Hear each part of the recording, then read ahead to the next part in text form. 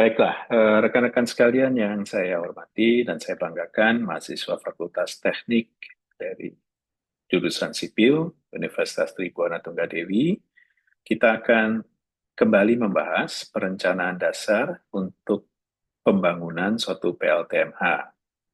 Perencanaan pembangkit listrik tenaga mini hidro atau mikrohidro itu tentu melibatkan beberapa aspek, baik dari sisi hidrolika, baik itu saluran terbuka maupun tertutup, dan juga di dalamnya mekanika teknik.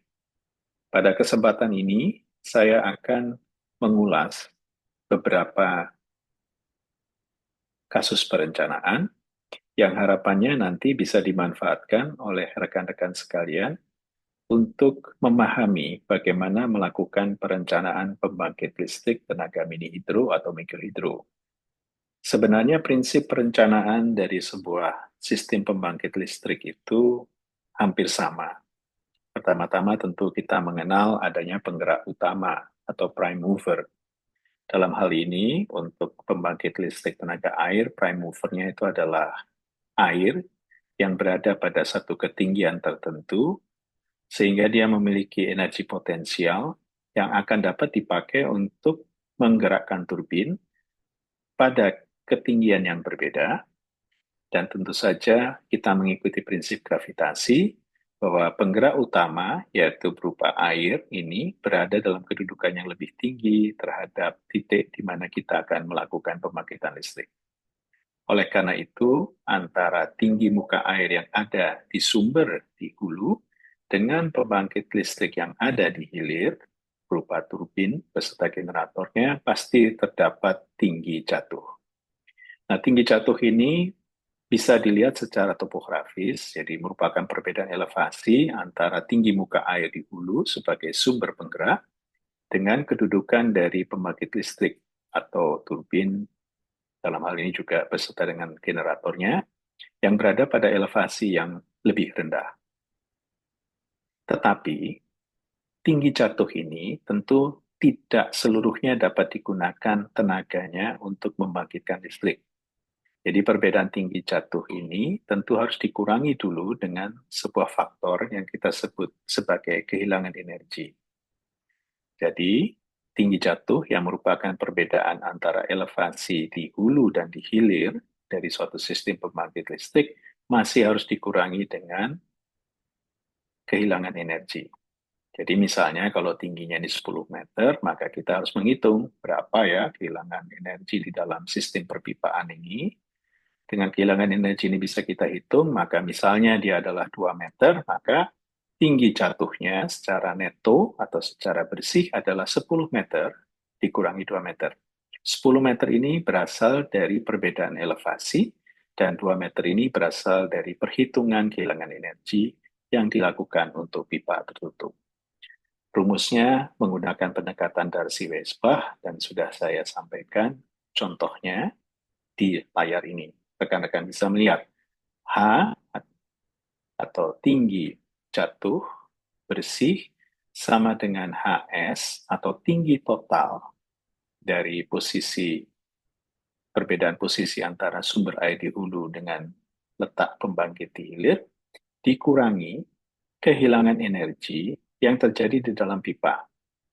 Rumusnya tentu adalah F atau faktor yang berkaitan dengan kekasaran dari pipa yang menjadi saluran dari aliran air yang tertutup dan bertekanan, dikalikan L per D, L adalah panjang pipa, D adalah diameter pipa, dikalikan V kuadrat dibagi 2G, di mana V kuadrat adalah kecepatan aliran di dalam pipa. L adalah panjang pipa, D adalah diameter pipa, V adalah kecepatan aliran di dalam pipa, dikuadratkan dibagi 2G. Selanjutnya, berdasarkan persamaan kehilangan energi tadi, kita bisa menentukan berapa besar tinggi jatuh. Tinggi jatuh ini juga disebut sebagai tinggi tekan efektif. Itu adalah selisih elevasi yang telah dikurangi dengan kehilangan energi akibat gesekan atau kehilangan tinggi tekan akibat aliran di dalam pipa. H merupakan bagian dari persamaan kita untuk mencari daya yang bisa dibangkitkan. Daya adalah P sama dengan Q atau debit aliran di dalam pipa dalam keadaan bertekanan. H, tinggi tekan efektif yang tadi telah kita peroleh dari persamaan sebelumnya. Dan gamma adalah berat jenis zat cair. Jika persamaan dalam satuan kilogram meter per detik ini kita rubah menjadi satuan kilowatt, maka kita mengkalikan sebuah konstanta penyesuaian. Dan kemudian ini juga harus dikalikan dengan rho yang merupakan koefisien untuk efisiensi turbin. Maka secara ringkas bisa kita katakan, dan ini sudah dibahas ya di perkuliahan yang lampau, daya yang dibangkitkan dalam satuan kilowatt sama dengan 9,18, ini adalah konstanta untuk penyesuaian satuan, dikalikan rho yang merupakan koefisien turbin, Q debit yang mengalir di dalam pipa untuk dibangkitkan sebagai energi listrik, H tinggi tekan efektif atau tinggi jatuh efektif, rho gamma yang adalah berat jenis air. Jadi rumus ini merupakan rumus dasar untuk bisa menghitung daya yang dibangkitkan dalam satuan kilowatt. Maka kita sekarang memakai sebuah contoh. Saya akan ulang, ini sudah disampaikan di perkuliahan lampau, tetapi saya akan ulang sekali lagi ya. Jadi dalam soal ini kita mengetahui sebuah pipa yang digunakan mengalirkan air ke turbin memiliki garis tengah 900 mm dan terbuat dari baja dilas. Pipa itu memiliki panjang 100 meter dengan debit yang dialirkan 2,3 meter kubik per detik. Hitung kehilangan tekanan yang terjadi akibat gesekan di dalam pipa tadi. Maka kita tentu bisa menghitungnya dengan pertama-tama menuliskan data yang kita miliki. Q sama dengan 2,3 meter kubik per detik. D, diameter pipa sama dengan 900 mm, sama dengan 0,9 meter ya. Jangan lupa, 1 meter itu adalah 1000 mm. Jadi 900 mm adalah 0,9 meter, karena 900 ini harus dibagi 1000. Jadi 1 meter adalah 1000 mm, jadi 900 mm adalah 0,9 meter. L atau panjang pipa adalah 100 meter. Maka pertama-tama kita harus menghitung kehilangan tinggi tekan yang diakibatkan gesekan di dalam pipa. Yang kita sebut sebagai major loss, atau yang tadi notasinya adalah HF. Untuk itu kita mencari dulu kecepatan aliran di dalam pipa. Prinsipnya aliran di dalam pipa ini adalah bertekanan dan dalam keadaan penuh. Jadi penampang basah dari aliran di dalam pipa itu adalah sama dengan luas lingkaran dari pipa tersebut. Nah, luas lingkaran dari sebuah pipa itu memiliki rumus seperempat dikalikan pi dikalikan d kuadrat. Nah, kalau kita kemudian mengetahui prinsip bahwa Q sama dengan A dikali V, atau Q debit sama dengan luas penampang basah dikalikan kecepatan aliran, maka rumus untuk mencari kecepatan aliran di dalam pipa dalam keadaan bertekanan penuh adalah V sama dengan 4 kali Q dibagi Pi dikalikan D kuadrat. Maka bisa kita hitung 4 kali 2,3 dibagi Pi dikalikan 0,9 kuadrat. Diperoleh kecepatan aliran di dalam pipa 3,62. Untuk menentukan kehilangan energi di dalam aliran bertekanan dan tertutup penuh, kita harus menggunakan diagram Moody. Kehilangan energi ini bisa ditentukan dengan menemukan terlebih dahulu koefisien kehilangan energi, yang lambangnya adalah F. Nah, F ini bisa dicari dengan menggunakan diagram Moody. Untuk itu, kita harus mengetahui terlebih dulu variabel kekasaran dari pipa, yang kita lambangkan dengan E, serta perbandingan kekasaran pipa terhadap diameter, E per D. Oleh karena pipa yang dipakai untuk membangkitkan listrik ini menggunakan besi ya, dengan sambungan las, maka variabel E bisa kita tentukan, ini dari tabel ya, dan sudah diberikan di perkuliahan sebelumnya, sama dengan 0,6 mm. Sehingga E per D sama dengan 0,6 mm dibagi 900. Nah, kita harus hati-hati ya. Satuan di sini E sama dengan menggunakan milimeter, sedangkan D kita juga harus sesuaikan menggunakan milimeter. Sehingga 0,6 dibagi 900 sama dengan 0,000617. Kemudian yang kedua, kita memperkirakan fisikositas air atau kekentalan air. Dalam hal ini, kita anggap nilainya konstan sama dengan 1,31 dikalikan 10 pangkat min 6. Sehingga berdasarkan dua data ini, kemudian kita melakukan perhitungan angka Reynolds. Nah, angka Reynolds ini adalah salah satu angka yang akan digunakan nanti di dalam diagram Modi untuk menentukan nilai F. Angka Reynolds persamanya adalah D dikalikan kecepatan aliran, V, dibagi viskositas aliran. 0,9 meter, hati-hati ya, ini satuannya sekarang meter ya, dikalikan kecepatan aliran 3,62 meter per detik dibagi viskositas air yang adalah 1,31 dikalikan 10 pangkat min 6. Sehingga kalau dia min 6 di bawah, dia nanti akan menjadi positif di atas. Hasilnya adalah 2,48 dikali 10 pangkat 6. Atau bisa kita bulatkan 2,5 kali 10 pangkat 6. Nah, ini tinggal dimasukkan ke dalam diagram Moody. Pertama, angka Reynolds-nya kita sudah punya ya, 2,5 dikalikan 10 pangkat 6. Dan E per D yang nilainya adalah 0,000617. Kita masukkan diagram Moody. Nah, kita lihat ya, di halaman berikutnya ada diagram Moody-nya. Angka Reynolds 1, angka Reynolds tadi kita sudah peroleh ya, nilainya 2,5 kali 10 pangkat min 6, jadi kira-kira letaknya di sini ya. Perhatikan ini adalah 10 pangkat min 5, ini adalah 10 pangkat min 6, jadi kira-kira ya 2,5 ada di sini.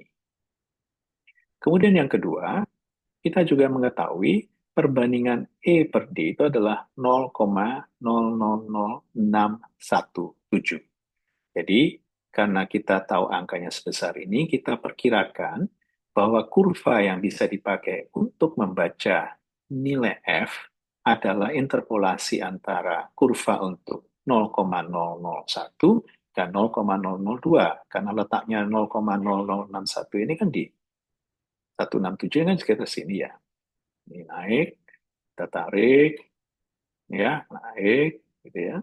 Sampai dapat di sini, kebaca ke samping 0,165. Oke, kita kembalikan ke persamaan tadi. Hasilnya F sama dengan 0,165. Maka selanjutnya tinggal kita memasukkan saja ke dalam rumus, gitu ya. HF sama dengan F dikalikan L per D dikalikan V kuadrat per 2G. HF sama dengan 0,0165 dikalikan 10 pangkat 10 dibagi 0,9, 100 dibagi 0,9, 100 ini L ya, panjang pipa, D ini adalah 0,9, dikalikan 3,62, kuadrat, dikalikan 2 kali 9,81. G adalah percepatan gravitasi. Kita peroleh HF sama dengan 1,21. Sampai di sini kita sudah mengetahui kehilangan tinggi tekan. Jadi ini merupakan pengulangan dari soalnya, nanti rekan-rekan sendiri bisa pelajari ya, lanjut bagaimana menggunakan diagram Moody serta melakukan perhitungan kehilangan tekanan di dalam pipa. Nah, berikutnya kita masuk ke soal yang lebih kompleks. Nah, contoh soal ini kita mulai dengan mengetahui bahwa ini adalah sebuah tata letak dari satu sistem PLTMH. Debit yang direncanakan masuk itu adalah 0,3 meter kubik per detik. Tinggi jatuh brutonya adalah 85 meter. Ada pipa penstock, ini pipa penstocknya ya, seperti ini. Dari besi tuang dengan sambungan las yang memiliki diameter 1,1 di bagian pertama, dan di bagian dua mengecil menjadi 0,9 meter. Radius dari belokan pada pipa pesat sudah diatur sedemikian rupa, kurang lebih 4 kali dari diameter pipa. Jadi tekuannya tidak terlalu ekstrim, tapi ya kira-kira ya 4 kali lah dari diameter pipa, sehingga sifatnya lebih smooth. Kemudian pada sisi hulu, sebelum memasuki pipa pesat, terdapat penapis sampah yang kita sebut sebagai track rest. Track rest ini memiliki kemiringan 60 derajat, ya, perhatikan kemiringannya 60 derajat, terbuat dari baja dengan batang logam saringan, itu tebalnya 12 mm, ya, dengan jarak antar batang logam 70 mm. Maka perkirakan seluruh kehilangan tinggi tekan dan berapa potensi listrik yang bisa dibangkitkan jika efisiensi turbin kita asumsikan sama dengan 78%. Jadi soal ini sudah pernah kita bahas, tapi kita akan ulang kembali untuk rekan-rekan supaya bisa memahami. Maka pertama-tama ya kita harus mencari dulu kecepatan aliran di sebelah hulu penapis sampah. Ini lambangnya adalah U0. Nah, kita harus merencanakan bahwa penampang ini menimbulkan kondisi aliran subkritis. Jadi alirannya nggak boleh superkritis, nggak boleh kritis, harus subkritis. Untuk itu kita gunakan persamaan berikut untuk memberikan perkiraan. S sama dengan 1 dibagi K1, dikalikan T, dibagi T tambah B, dikalikan Q dibagi U0, dikalikan 1/sin alfa. S adalah luas penapis sampah dalam ukuran meter persegi. T adalah ketebalan logam yang membentuk saringan. B adalah jarak antar saringan logam. Q adalah debit. U0 adalah kecepatan di sisi hulu dari sisi penapis sampah, satuannya meter per detik. K1 adalah koefisien efektivitas penampang dari penapis sampah. Dianggap efektivitasnya 0,8. Nah, apabila kemiringan sampah diasumsikan sama dengan 60 derajat, maka alfa sama dengan 60 derajat, sehingga sin alfa sama dengan 0,866. Sehingga bisa dicoba terlebih dulu, U0-nya ini kira-kira berapa ya? Karena U0-nya harus lebih kecil dari 1 meter per detik, ini supaya alirannya subkritis, maka kita coba dulu untuk U0 sama dengan 1, berapa S-nya? Nah, kita masukkan ke rumus ini, ketemu S-nya 0,63 meter persegi. Nah, tentu 0,63 meter persegi ini ya kecil ya, kira-kira ya 0,63 meter persegi, nggak sampai 1 meter persegi ya. Kalau sebuah trash rack ya lebarnya 1 meter, tingginya cuma 60 cm. Ya kurang bagus lah ya. Maka kalau kita anggap 0,63 ini terlalu kecil, maka kita coba kembali untuk memperoleh luas penapis sampah yang lebih memadai. Kali ini kita ambil U0-nya kita rencanakan sama dengan 0,2 meter. Untuk itu kita masukkan kembali dalam rumus. S sama dengan 1/0,8, ini koefisien efektivitas penampang ya, dikalikan 12, ini adalah ketebalan logam pembentuk saringan, 12 mm ya, ditambah T dan tambah B. Jadi T tambah B ini 12 tambah 70, jadi ketebalan logam pembentuk saringan ditambah B, jarak antara saringan logam. 12 tambah 70, ini semuanya dalam satuan milimeter, dikalikan 3 dibagi 0,2, ini adalah Q, debit, 0,2 /dua adalah kecepatan rencana kita, dikalikan sin sepersin 60. Nah, sin 60 ini kan 0,88, jadi ini 1/0,88. Ketemunya nanti 3,17 meter persegi. Nah, ini sudah agak masuk akal ya.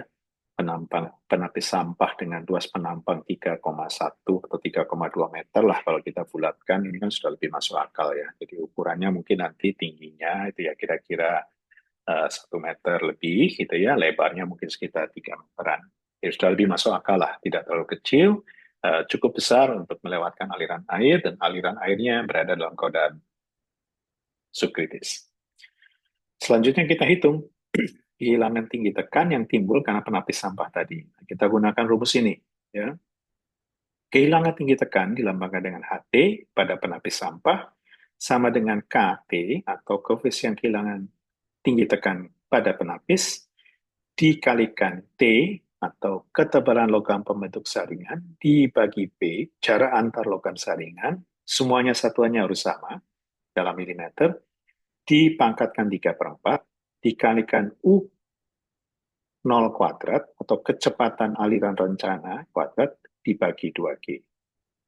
Jika kita asumsikan kecepatan aliran yang melewati penapis sampah tadi adalah 0,2, jadi konsisten ya dengan ini ya, karena tadi kita sudah menganggap ini sebagai kecepatan desain, maka 0,2 meter ini kita masukkan ke rumus tadi. KT kita tahu sifatnya konstan 2,4 dikalikan 12 mm dibagi 70 mm, jangan lupa ya satuannya disamakan, dipangkatkan 3/4 dikalikan 0,2, ini kecepatan desain, dikuadratkan dikalikan 2 kali 9,81. 2 kali percepatan gravitasi. Hasilnya kecil sekali, 0,001 meter.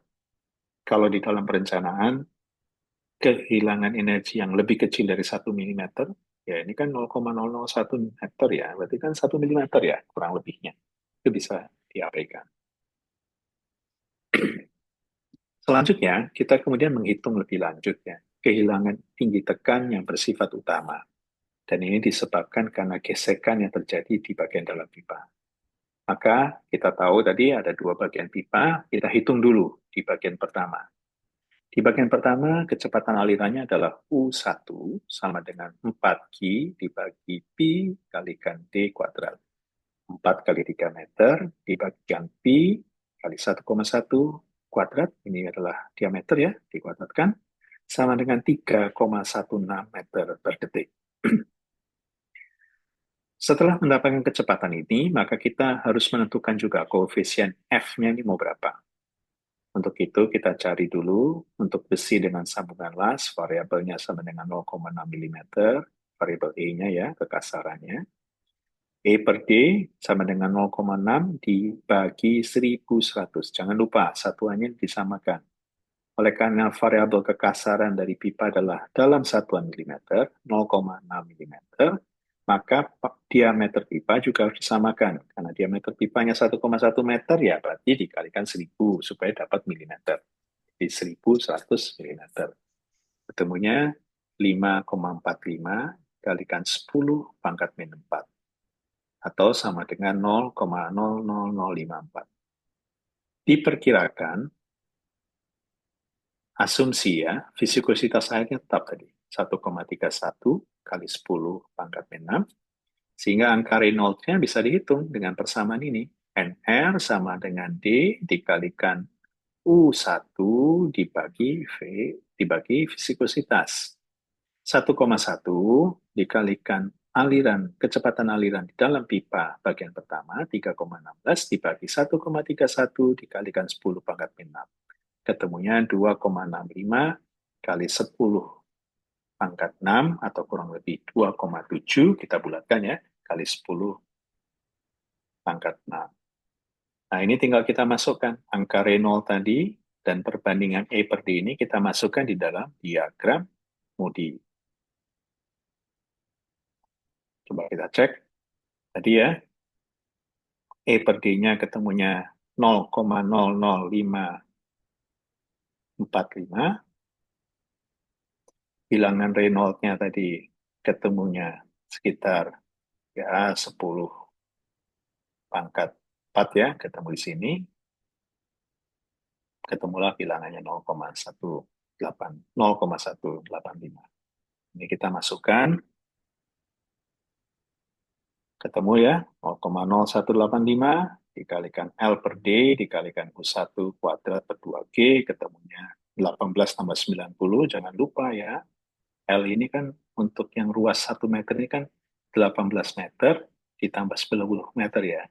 Ini yang pipa dimensi 1 dengan diameter 1,1 meter ya. 18 meter tambah 90 meter. Ketemunya di sini ya. 18 tambah 90, satuannya meter. Diameter pipanya juga satuannya meter, dikalikan kecepatan aliran, dibagi 2,981. Ketemunya 0,92 meter. Jadi disimpulkan kehilangan pipa itu untuk diameter 1,1 meter adalah 0,92 meter. Kemudian hal yang serupa kita ulang untuk mendapatkan perhitungan-perhitungan kecepatan yang lain, kehilangan energi yang lain. Pertama, kita tahu bahwa pada pipa ini kan terdapat tekuan ya. Tekuan pertama, tekuan kedua, tekuan ketiga. Ya, ada tiga tekuan ya. Satu, dua, tiga. Ini harus kita hitung masing-masing kehilangan energinya. Kemudian yang kedua ada penyempitan pipa. Dari ukuran 1,1 meter menjadi 0,9 meter. Ini harus kita cari nih ya. Juga kehilangan energi. Jadi ada kehilangan energi satu di tekuan pertama, dua di tekuan kedua, ketiga di tekuan ketiga, dan kehilangan energi yang terjadi akibat perubahan penampang dari 1,1 meter menjadi 0,9 meter. Ya, kita hitung satu-satu ini. Pertama karena tekuan pertama. Karena kita sudah tahu diameter dari tekuan pertama ini adalah kira-kira 4 kali dari radius, artinya di radiusnya adalah kira-kira 4 meter, 4 kali dari diameter, maka koefisien belokan pertama ini kita asumsikan sama dengan 0,085. Sehingga dapat dihitung, kehilangan energi di belokan pertama adalah koefisien kehilangan karena belokan dikalikan V1 di kuadrat dibagi 2G. Karena koefisien belokan pertama ini adalah 0,085, maka ini dikalikan 3,16 kuadrat, dikalikan 2, kalikan 9,81. Ini percepatan gravitasi dikalikan 2. Dapatnya 0,043 meter. Kemudian kehilangan tinggi yang kedua terjadi karena perubahan ukuran pipa dari 1,1 meter ke 0,9 meter. Maka kita hitung variabel D per D-nya dulu. Variabel perubahan dimensi pipa. D kecil ini adalah ukuran pipa yang kedua, D besar ini adalah ukuran pipa yang pertama. Jadi D besar membagi D kecil. D kecil dibagi D besar. D kecil 0,9 meter, D besar 1,1 meter, ketemunya sama dengan 0,82. Nah, ini kita masukkan di grafik ini. Ya, masukkan di grafik ini. Saya bisa ketemu angkanya berapa. Nah, kita ketemu KC, koefisien yang timbul karena kehilangan energi karena pengecilan pipa sama dengan 0,11. Maka ini kita masukkan ke rumus. HC sama dengan KC dibagi V1 kuadrat dibagi 2G sama dengan 0,11 dikalikan 3,16 kuadrat dibagi 2 kali G. 2 kali 9,81 sama dengan 0,056. Jadi sudah ketahui ya prosesnya. Jadi ini kehilangan tinggi akibat perubahan ukuran pipa. Selanjutnya kita hitung kehilangan tinggi tekan di bagian pipa yang kedua. Jadi kalau kembali ke sketsa ya, ini kan bagian pertama ini sudah kita hitung ya, kehilangan energinya berapa. Tekuan pertama sudah dihitung, kemudian penyempitan yang terjadi juga sudah dihitung kehilangannya. Sekarang kita masuk ke bagian berikut dari pipa ini. Adalah bagian kedua, ukuran dimensinya 0,9 meter. Maka ya ini kita hitung bagian pipa kedua, kita hitung lagi kecepatannya. V2 sama dengan 4Q dibagi P2, P dikalikan D pangkat 2. 4 kali 3, 3 meter ini adalah, meter kubik ini adalah debit, dibagi P dikalikan 0,9 kuadrat. Ya, ini dimensi atau diameter dari pipa yang kedua. Hasilnya adalah kecepatan sama dengan 4,72 meter per detik. Ya, sudah ketahuan ini 4,72 meter per detik. Nah, ini kemudian kita masukkan ke dalam rumus kehilangan kecepatan. Tadi di awal kita sudah tahu F sama dengan 0,185, ya. F sama dengan 0,0185, jadi prosesnya dari sini ya. Ya, sudah ketahuan ya angkanya 0,0185 dikalikan 5 tambah 45 tambah 15. Nah, ini apa ini sebenarnya? Ini adalah L. L dari atau panjang total dari pipa dengan diameter 0,0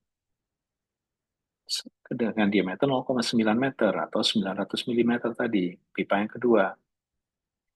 Coba kita lihat. Nah, kita lihat ya. Oh, ini pipa yang ukuran dimensinya 0,9 kan yang ini ya. ini 5 meter, ditambah 45 meter, tambah 15 meter. 5 tambah 45 tambah 15, hasilnya 55 meter. Nah, ini kita masukkan di sini. 5 tambah 45 tambah 15, hasilnya adalah 65, ya, dibagi 0,9. Dikalikan 4,72, ini adalah kecepatan aliran yang terjadi di dalam pipa kedua, dikuadratkan dibagi 2 kali 9,81. 2 kali Q, hasilnya 1,5. Jadi, kehilangan tinggi tekan karena yang terjadi karena penampang aliran di dalam pipa adalah 1,5 meter. Pada bagian pipa yang kedua, ini merupakan kehilangan yang timbul karena gesekan di dalam pipa. Kemudian kita melihat juga di sketsa ini kan ada tekuan ya. Jadi setelah mengecil gini kan juga ada tekuan ya. Tekuan pertama, tekuan kedua. Maka untuk tekuan kedua, kita cari ya KB, koefisien kehilangannya berapa. Nah, kita tahu bahwa di sini kan ada ke sudutnya 45 derajat ya. 45 derajat, maka kalau dia tujuan 45 derajat, kita masukkan ke grafik yang ini ya, kita bisa cari kan berapa kehilangannya. R ini adalah diameter radius dari belokan, kemudian D adalah diameter pipa, kita bisa cari di sini kira-kira berapa ya. Kita tahu E per D-nya dulu, kita masukkan E per D-nya, saya itu ke samping, ketemu angkanya berapa. Nah, di sini kita sudah langsung temukan aja KB-nya sama dengan 0,12, dan untuk ketekukan yang ketiga KB sama dengan 0,14. Sehingga dapat dihitung kehilangan energi di belokan kedua sama dengan KB dibagi V kuadrat dibagi 2G sama dengan 0,12, ini ya ketekuan kedua, dikalikan 4,72 kuadrat dikalikan 2 kali 9,81, dapatnya 0,136. Tekuan di belokan kedua, HB3, sama dengan KB, koefisien belokan yang ketiga, dikalikan V kuadrat dibagi 2G, sama dengan 0,14, dikalikan 4,72 kuadrat, dikalikan 2,981, atau 2G. Hasilnya sama dengan 0,158 meter. Jadi, kita sudah tahu total kehilangan yang ada. Terakhir, kita harus melihat juga kehilangan tekanan yang timbul pada katup. Jadi di ujung ini kan ada katup. Ya, ini adalah katup valve gitu ya. Kita harus cek juga di valve ini kehilangannya berapa.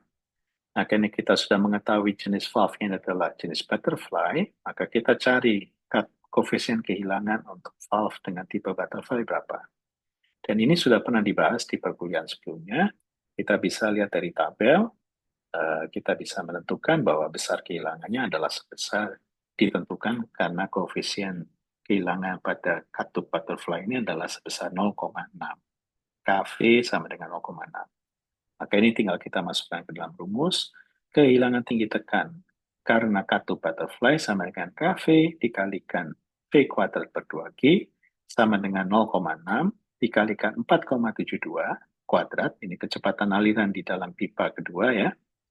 Dibagi 2 kali 9,81 sama dengan 19,82. Hasilnya sama dengan 0,681. Nah, sudah kita ketemukan semua. Sekarang tinggal kita jumlah total kehilangan energi yang terjadi. Dari sisi major loss, kita tahu gesekan aliran di dalam pipa pertama dengan dimensi 1,1 kehilangannya 0,92. Gesekan aliran dalam pipa kedua, dimensi 0,9, kehilangan energi 0,15. Minor loss karena saringan, threshold kita abaikan, 0. Karena tekukan pertama, kita hitung tadi sudah dapat 0,043. Perubahan karena penampang, 0,056. Tekukan di pipa kedua, 0,136 meter. Tekukan ketiga di pipa kedua, 0,158. kehilangan tekanan karena katup sebelum turbin 0,681. Jadi ini semua angkanya kita rekap, sehingga total kehilangan tinggi tekan setelah dijumlah adalah 2,144 meter. 2,144 meter ini bisa kita bulatkan jadi 2,14 meter, sehingga tinggi tekan neto untuk PLTMH ini sama dengan 85 meter tadi ya, di perencanaan awal. Jangan lupa ya, 85 meter dikurangi 2,14 meter sama dengan 82,86 meter atau setara 2,5%. Cek ya, tinggi tekan neto adalah tinggi jatuh total dikurangi kehilangan energi, 85 dikurangi 2,14 sama dengan 82,86 meter.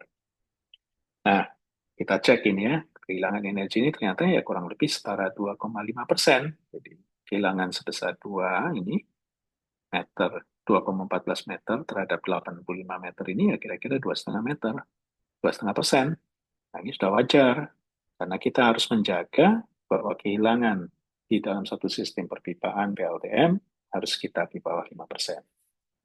Maka selanjutnya kita bisa menghitung listrik yang dibangkitkan. Perhitungan listrik yang dapat dibangkitkan apabila kita mengetahui efisiensi turbin sama dengan 78% dalam satuan kWh adalah P sama dengan 9,3813 dikalikan rho dikalikan Q dikalikan H. Q adalah debit yang mengalir, H adalah tinggi tekan neto atau tinggi tekan efektif. Efisiensi turbin tadi sudah diketahui 78%, jadi nilainya kurang lebih sama dengan 0,78. Maka P sama dengan 9,813 dikalikan 0,78 dikalikan 3 dikalikan 82,86 sama dengan 1903 kilowatt. P sama dengan 1903 kilowatt. Jadi kalau kita mau mengubah P ini menjadi dari kilowatt menjadi megawatt, maka kita bagi dengan 1000. 1903 dibagi 1000 kilowatt sama dengan 1,9 megawatt. Demikian kita sudah sampai ke ujung dari perencanaan sehingga kita tahu untuk tinggi jatuh bersih 85 meter dengan debit sebesar 3 meter kubik per detik, potensi energi yang bisa dibangkitkan adalah 1,9 megawatt. Rekan-rekan sekalian, berikutnya kita akan masuk ke bagian ujung dari perencanaan pembangkit listrik tenaga mikrohidro, yaitu pemilihan turbin. Jadi kalau kita sudah tahu tinggi jatuhnya berapa, kita juga sudah tahu ya kira-kira berapa besar energi yang bisa dibangkitkan, maka kita selanjutnya harus memilih turbin. Nah, kita lihat bahwa dalam prinsip pembangkitan, pengambilan air dengan lokasi dari turbin itu senantiasa melewati pipa, satu pipa konduit, sehingga penting bagi kita sebenarnya menentukan berapa besar energi yang lewat di pipa ini untuk menetapkan jenis turbin yang dipilih. Nah, bentuk besar dari turbin itu sederhana. Tadi saya sudah gambarkan, ada aliran di sisi hulu yang masuk melalui pipa konduit, menggerakkan turbin, dan kemudian dia keluar lagi di ujung. Jadi hulu ini kita sebut forebay, hilir ini disebut terrace. Nah, ini letak turbinnya di sini.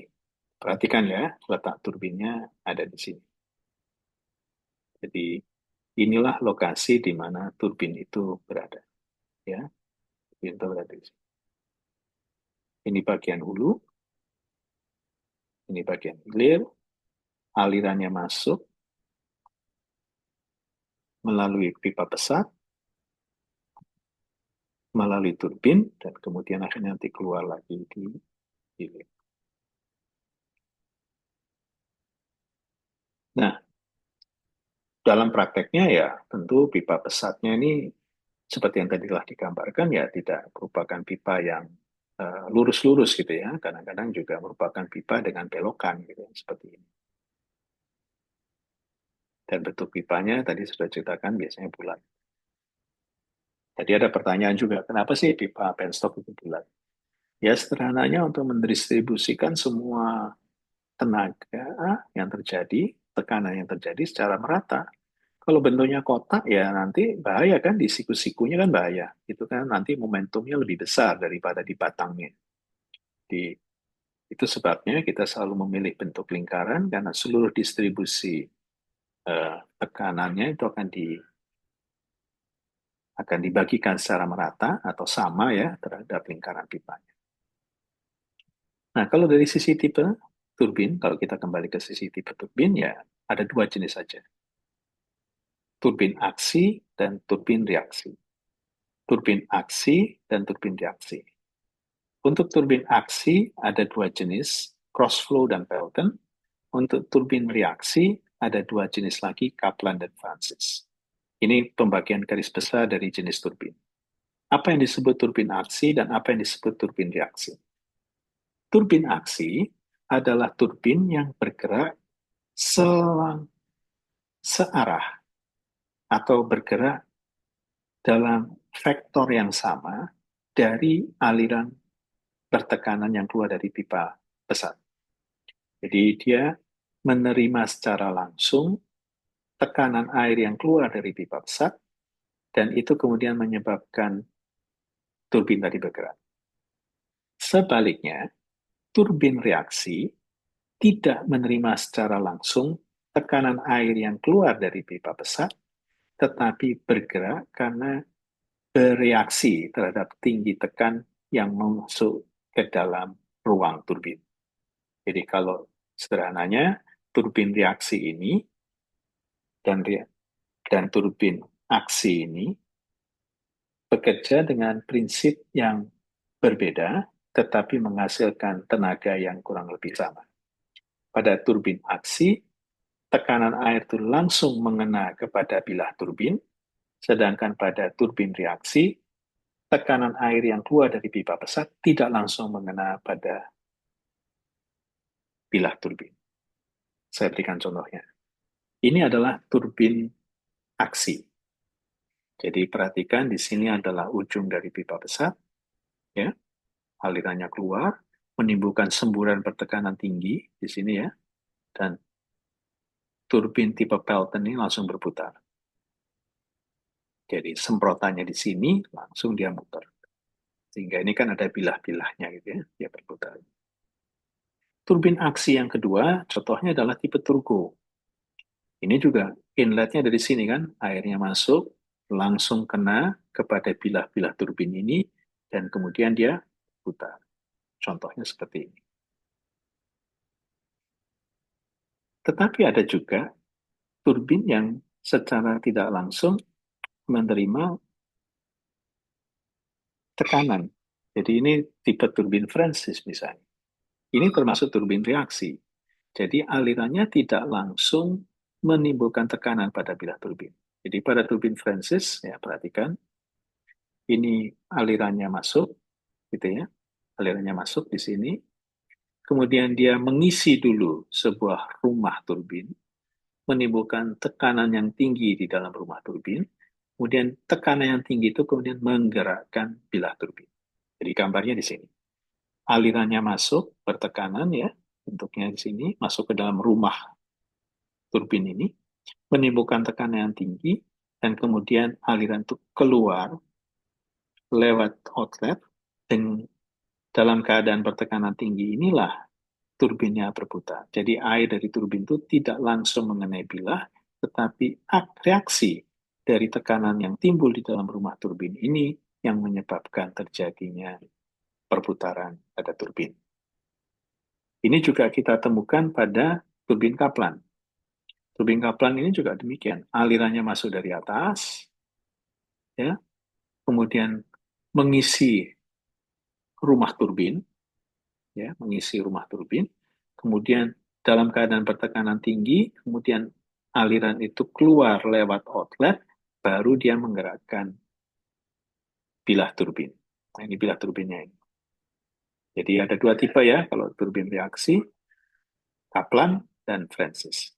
Keduanya bergerak secara reaksi karena tidak secara langsung menerima tekanan air, tetapi oleh karena tekanan air terkondisi di dalam rumah turbin, maka tekanan tinggi itu kemudian menyebabkan terjadinya pergerakan pada bilah turbin. Maka kita muncul pertanyaan, apa itu digunakan? Ya, sebenarnya semua desain turbin itu memberikan energi yang sama. Cuma memang karena rancangannya berbeda, maka ya dia bisa berbeda gitu ya di dalam pemakaiannya.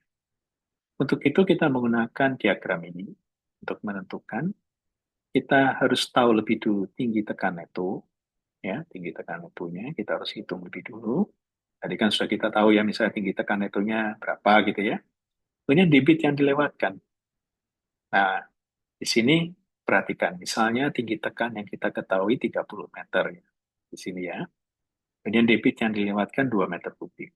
Maka kita tinggal tarik naik gitu ya, atas, ketemu dengan yang 30 meter ini. Ketemunya di mana? Oh, ternyata dia berada di areanya Francis atau di areanya Kaplan. Kaplan ini yang lingkarannya biru nutup ini, Francis ini adalah yang kurvanya nutup warna merah. Jadi misalnya untuk debit 2 meter kubik, dengan tinggi tekan itu 30, maka jatuhnya entah di areanya Francis, tetapi juga bisa di areanya Kaplan yang berwarna biru, atau bahkan di areanya Blanc Mittel yang berwarna hitam. Ini tergantung pada pilihan. Atau kalau misalnya kita di sini punya debitnya 3 meter kubik per detik, kemudian tinggi tekannya adalah 100 meter, ya, jadi 100 meter ditarik ke samping di sini, 3 meter kubik ditarik ke sini, maka ketemunya adalah di areanya Francis juga, tetapi juga bisa di areanya Turbo. Turbo ini lamanya. Pelton punya kurva tersendiri, Francis punya kurva tersendiri, Blanky-Mittal punya tersendiri, Kaplan juga punya tersendiri. Nah, coba kita gunakan soal nomor 4 tadi. Kita sudah tahu tinggi jatuhnya 82,86 meter dan debitnya sama dengan 3 meter kubik per detik. Maka, ayo kita tentukan jenis turbin yang cocok. Tahu kan, H-netnya 82,86. Q-nya sama dengan 3 meter per detik. Kita masukkan ke sini. Q-nya kita tarik ya, 3 meter per detik. Sampai ketemu tinggi jatuh 82. 82 ya sekitar sini ya. Kira di sini ya, 8. Oh, ternyata jatuhnya di sini kira-kira. Ya, jatuhnya di sini. Oke, kita lihat ini 3 kita tarik ke atas ya. 3 kan gini ya, ketemu gini. Kemudian 82 di sini. Ya, ketemu kan titiknya di sini ya. Apa ini? Ya kira-kira bisa Francis atau juga bisa Turko. Bisa Francis, bisa Turko. Jadi demikianlah ya kira-kira proses perencanaan untuk memilih turbin. Jadi harus mengetahui pertama adanya tinggi jatuh yang net dan debit yang direncanakan. Kita masukkan ke grafik ini, kita bisa menentukan jenis turbinnya. Saya kira sampai demikian materi yang bisa saya bagikan pada pagi hari ini, dan moga-moga apa yang diikuti ini bisa menambah pengetahuan ya bagi rekan-rekan sekalian. Saya mengucapkan terima kasih atas perhatian yang diberikan. Eh, apakah ada pertanyaan terlebih dulu dari rekan-rekan sekalian? Bisa